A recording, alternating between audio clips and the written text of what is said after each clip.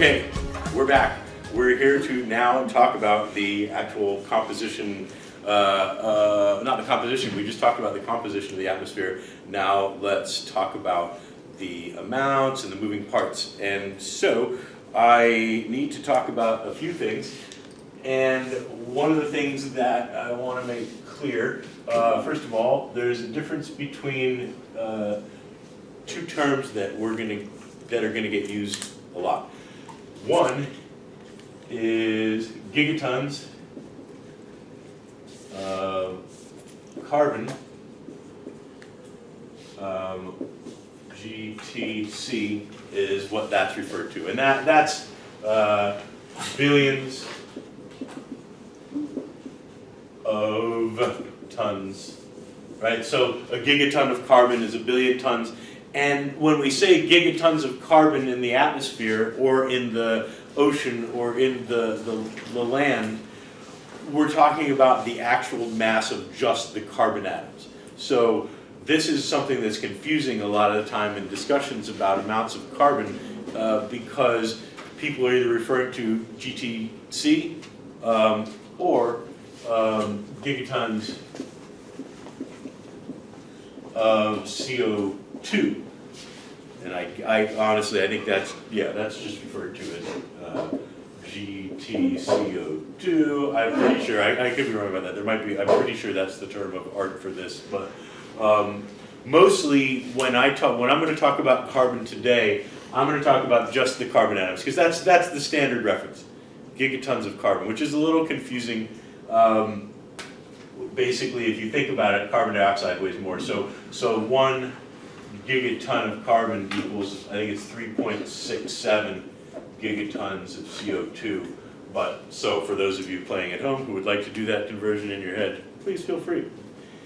Anyway, that just gives you a point of reference for what I'm going to be talking about.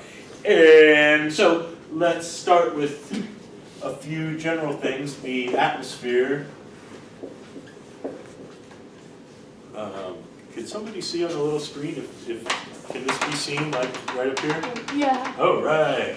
The atmosphere has, let's see,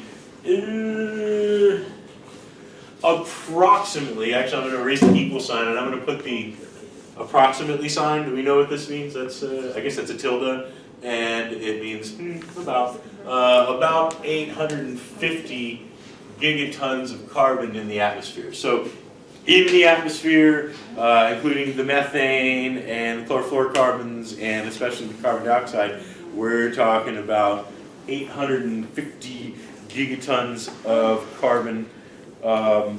And let's see. Yeah. Yeah. I have a question about the conversion rate between 1 gigaton of carbon and 3.67 gigatons of CO2.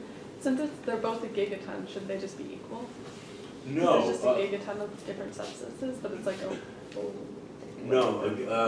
1 gigaton of CO2 also has the Is it talking about like the like volume of a gigaton? the molar mass. Like if you think about it this way. I think like she's just saying that a gigaton still weighs a gigaton.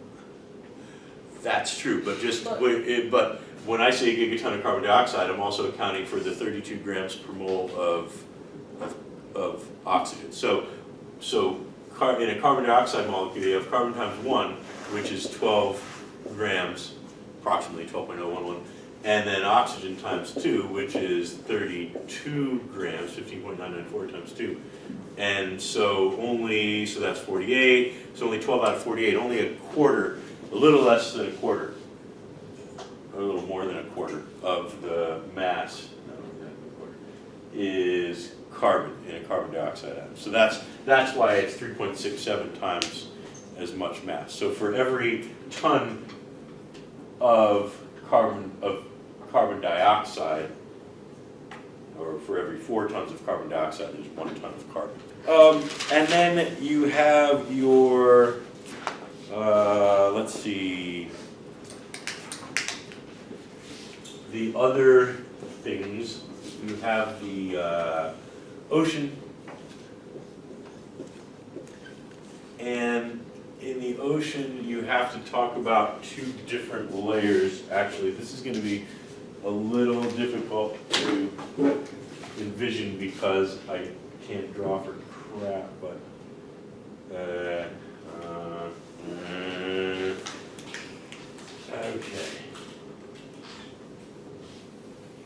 We have to divide the ocean into two parts. And I don't know how well this is going to come across, but the idea is that the ocean has an upper layer and a deep layer. The mixed layer is what this is called right here. I'll write that in red, I guess. So this across the top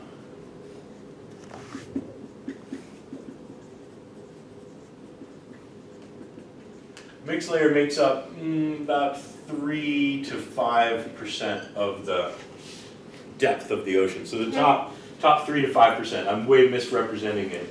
And then Like a cross section kind of. if this were a cross section, right? If this was a bathtub, we were looking at a cross section of the mixed layer would be, you know, really about that thin relative. So 3 to 5%, and then the deep ocean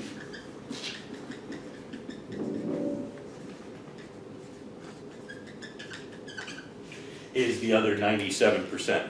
And the mixed layer, and they call it the mixed layer because there's lots of interplay between,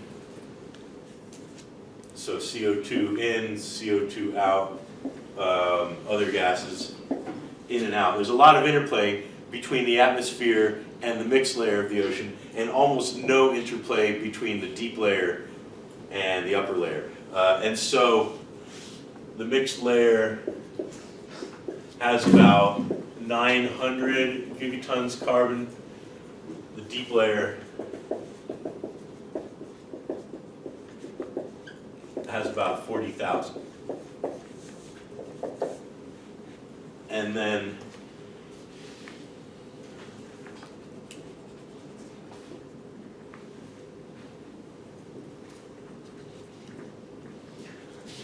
we have, finally, we have the land. We might not be able to get through all this, I guess, so at least we can establish this beginning.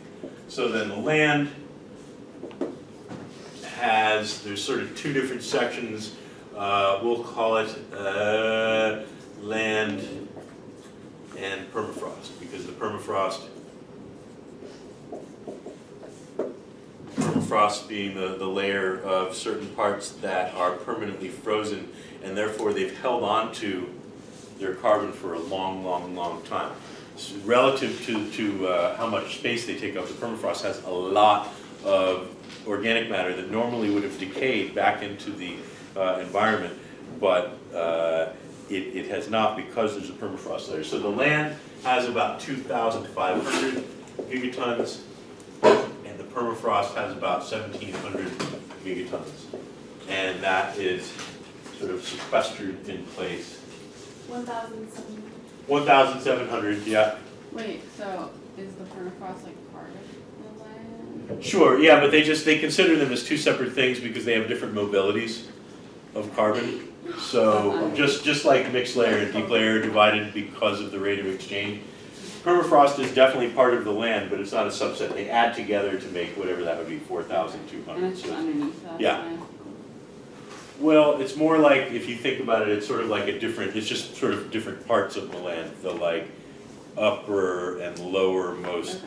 coldest regions, upper and lower coldest regions are permafrost areas.